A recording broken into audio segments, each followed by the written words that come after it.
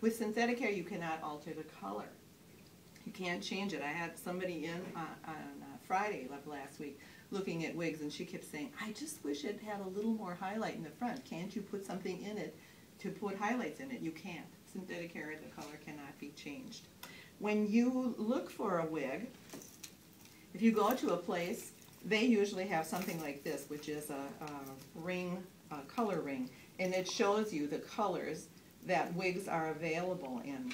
It's much easier to see what that color is going to look like when you're looking at something like this, rather than taking a catalog, because catalogs have pictures of wigs in them, and they often have a page where it shows all the color availability.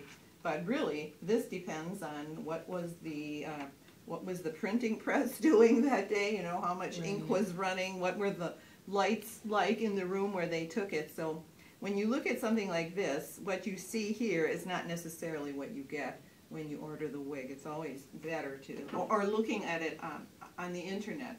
That really depends on the brightness and the settings on your individual computer. So it's hard to get exactly what you want when you're looking anywhere else except in a place where they can actually show you on a ring like that of colors. And the color availability is just amazing. You can see that this one has a lot of highlights in it.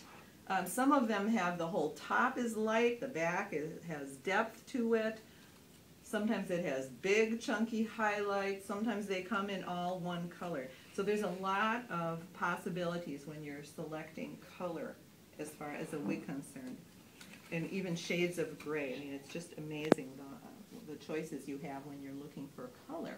Some of them even look like outgrowth, like, oh my goodness, I need a touch-up. I didn't even get to the hairdresser. So lots of choices for color. In fact, the color on a human hair wig, the color can fade. Whereas synthetic hair, that pretty much stays the same, very little fading. And even if it does fade, it's not really that noticeable to you. But the human hair will fade, the color will fade, and it can be touched up a little or refreshed.